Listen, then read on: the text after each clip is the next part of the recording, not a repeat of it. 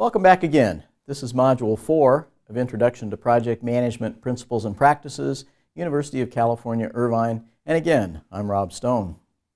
We're still in planning. We're going to talk about human resources.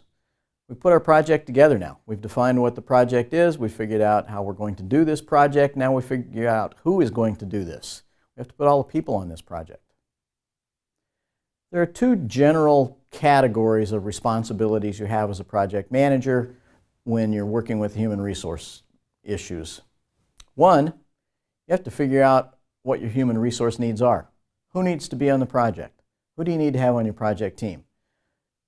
By the time you have the project team put together, you need to have the collective knowledge to do this project. So you need all the experts to do different parts of the project. Everyone will bring something to the project, their own expertise. Not everyone's going to be able to do the entire project. You need to get a team put together so that you can get this project done successfully. Then once you get the team put together, you have to manage and lead this team. You have to actually work effectively with these people from the beginning to the end of the project, and you have to try to get them to work effectively together as well.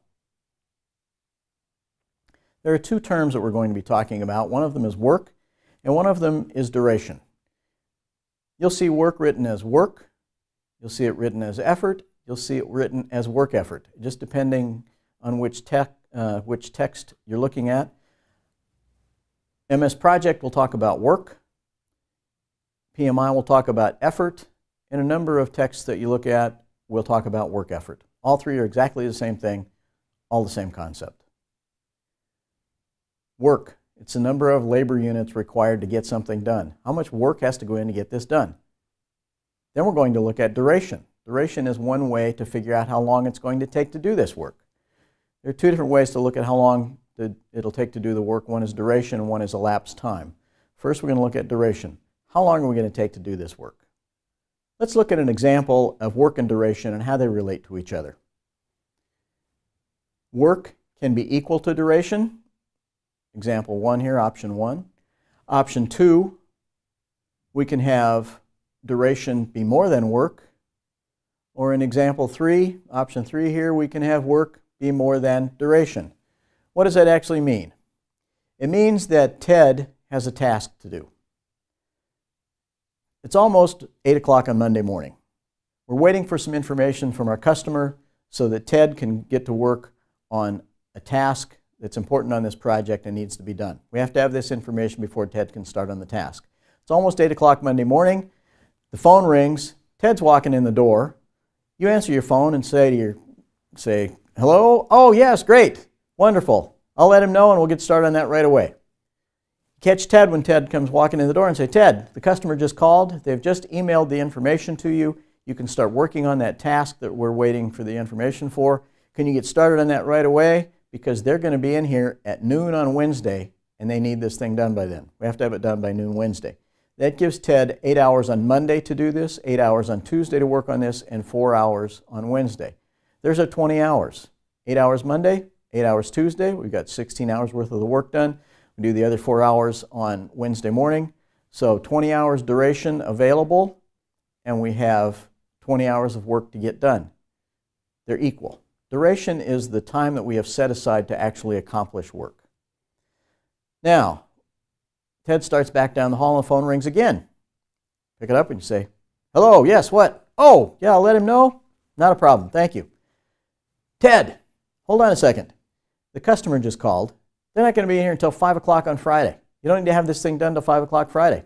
Ted says, that's great. I can start on it right away this morning and I'll have it done by Friday. I've got other things to do. I can work some other work in around all of that. I will get the 20 hours worth of work done in 40 hours. There's 8 hours on Monday, 8 hours Tuesday, Wednesday, Thursday, Friday. Each of those days has 8 hours. There's 40 hours of duration time available for Ted to do his work. He only has 20 hours worth of work to do. So in that case, duration is longer than the amount of work. Now, Ted starts back down the hall and the phone rings again and you go, oh, hi, yeah, it's nice to talk to you again. Oh, yeah, that's not a problem at all. I'll let him know and we'll get that worked out. Hang up. Ted, you got to get back here quick. We got a big problem now. All of a sudden, they're going to be in here tomorrow morning at 10 o'clock. What are we going to do? Ted said, that's not a problem. There's only 20 hours worth of work to do on this. Jill just finished up a project and I said, hey, I might need some help on this project that I'm working on. Would you be available? And she said, yes, I can help you with that. I'll go let Jill know right away that we both need to start working on this morning right away at 8 o'clock. Ted and Jill both work on this task for 8 hours on Monday. 16 hours worth of work gets done on Monday. We still have 4 hours worth of work to do, and between 8 and 10 o'clock on Tuesday, we only have 2 hours duration, but Ted and Jill are both going to work 2 hours. So we get 4 hours of work done then.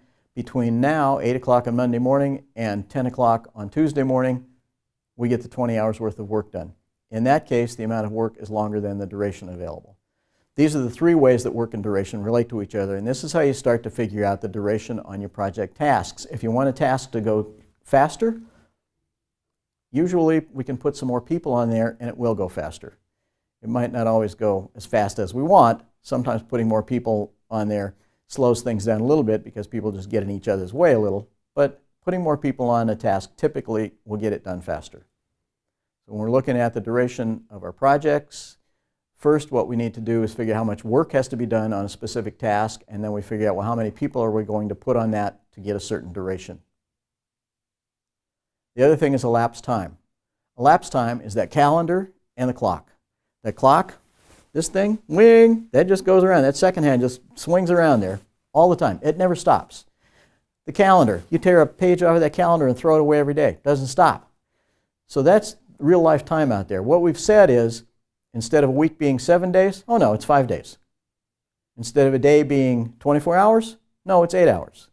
We've converted elapsed time into duration time and said this is the time we've set aside to do work. So it could be for 10-hour days or however you have it set up in your organization. But we said these are the times available to do work. During that duration, we can get more or less work done. On one of these little bars across here, you'll see they're pretty tall. That means that on Thursday and Friday, we had some people working, and so we got more than 8 hours worth of work done on the task. On Wednesday that 1 week, we got less than 8 hours work done on that task. Weekend, got nothing done on the task. When you talk to people about how long it's going to take to do the project, you need to find out what people are talking about and what terms they're using. What do people want to know when they say, when's the project going to be done? They're only caring about elapsed time. They just want to know the date on the calendar and the time on the clock. They don't care about work and duration. The only way that they're going to see those show up and the way they're going to worry about those is cost and time on our SQCT target that we looked at earlier on. Scope, quality, cost, and time. Work and duration will show up in the cost and time piece.